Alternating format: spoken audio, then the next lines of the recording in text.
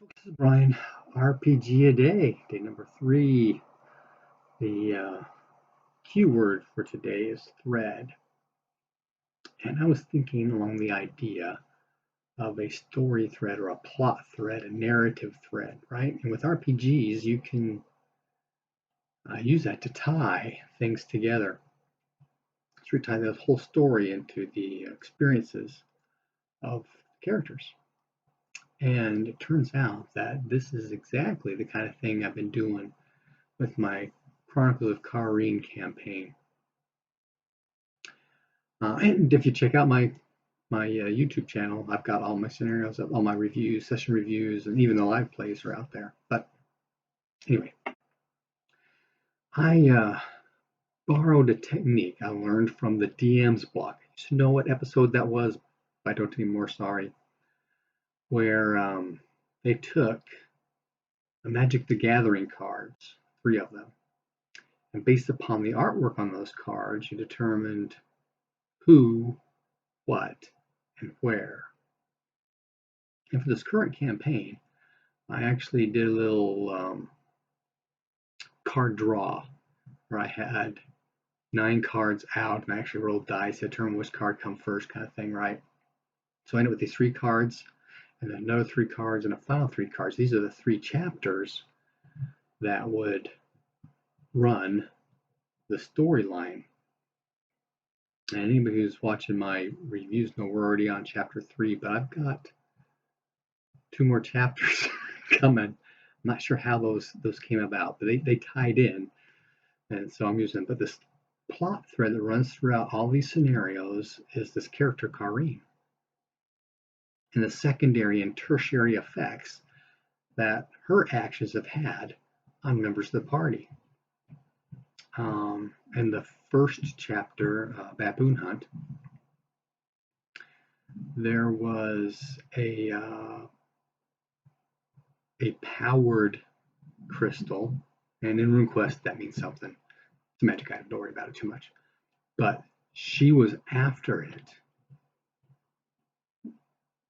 when it got intercepted by some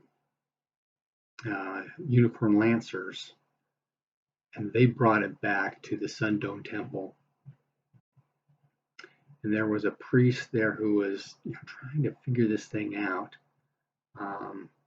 but it was tainted with chaos, and so he didn't want to let everybody know. So he's doing his own secret investigation on it. Well, the party gets involved because there's this murder investigation that one of the party members' cousins is in charge of. But he, the Sundome Templar, asked his cousin to investigate the sighting of a baboon, which may have something to do with the murder, but he's investigating the murder.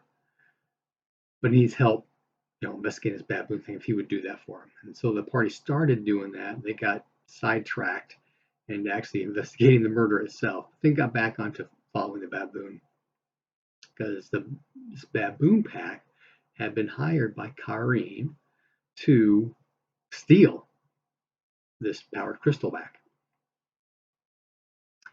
The second chapter, a troll raid, was tied in because one of the players' sister-in-law, a different player, but his sister-in-law was a scribe, and she has gone missing from the library at Johnstown. And word gets back to him, and so he gets the party together. Hey guys, we need to see what's going on. My sister-in-law's missing. My brother-in-law's freaking out. So they go and investigate. It turns out that there was a raid on Johnstown by trolls, dark trolls, that was used to cover up another troll investigation that, or they kidnapped the sister-in-law. They were specifically going after information. That's why they're at the library. That's the temple there in Johnstown, the library. And they're looking for some specific information about things that happened at this other town called Smithston dealing with some floods and stuff like that, and a earth temple that was down there. So the party, through some figuring things out, goes searching around. They find this troll hole where these guys were hanging out, and they manage to kill some of them, but eventually um, negotiate to get the sister-in-law back. And I think they may have gotten the book too. They probably did, because now they know about John or Smithston, and so they go back home. And a couple seasons later, the year wife of one of the original players comes back to the holding. Not the year wife. The family of the year wife comes back to get her because her sister was hurt in some kind of earthquake upheaval thing that happened at Smithston. So they go and check that out. Well, they escort her down, kind of thing, and check that out. And it turns out there was an earth temple that had been covered up by the flood, but somebody had raised it up. In the process of raising it up, collapsed part of the town that had been rebuilt.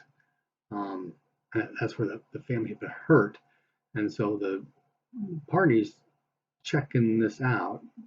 And the earth priestess in the area, gives them permission. Go ahead, take a look. And if you find anything, let me know, kind of deal. And they find a bunch of scrolls, some of which were missing, others which were opened and on the floor,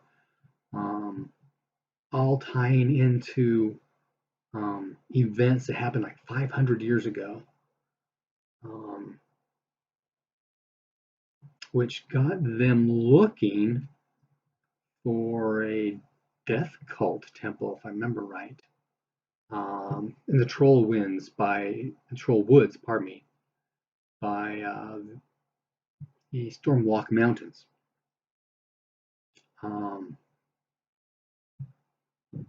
So they go and investigate that. They actually run into her there. She asked for their help in getting something. They weren't able to at that point. They were going back to Boldholm to regroup because they made some established a relationship with the Orlanthi Temple in Boldholm. About this whole death cult. Hey, we'll help you out if you go and clean this thing up. Because there was some Orlanthis that were involved 500 years ago with things that happened here. And so they get some free stuff and a couple of magic items they can use while they're working for the Orlanthi Temple. So they're heading back to re-outfit and that kind of thing when she skips out. Fast forward a number of episodes, and it turns out that the party finds deep inside this cavern, after they've pretty much cleared out the Death Temple, it leads to other stuff, underground caverns and things like that, and some even older pieces of some kind of architecture that's under there. And in one of these places, they run into a spirit that's been bound into the statue of a manticore. And it's some kind of a seer type spirit. She'll ask questions and she'll give answers. And at one point, Lars, who's the character whose sister-in-law had been kidnapped, starts asking questions about Karine and stuff like that, and what's she doing, why she's here, and that kind of thing. Got some more information that's leading them down to Kars. And as I've laid this out, we're in chapter 3 right now. Chapter 4 occurs in Kars. So I've been using this thread of Karine and the things that she's doing that nobody knows. I do. Nobody else knows what exactly she's doing. They do know she was getting a hold of some kind of amulet. It's magic. She's got purpose for it. That's kind of migrating all this kind of stuff with something happened here, something happened there, and she's putting things together for her purposes. And that's this thread that's been weaving throughout these 3, 4, I've actually got 5 chapters set up for this campaign. Of story that the adventurers, the characters, are going through. So there's my demonstration of a thread that can use in your game, or process that you can use in your game. Happy gaming.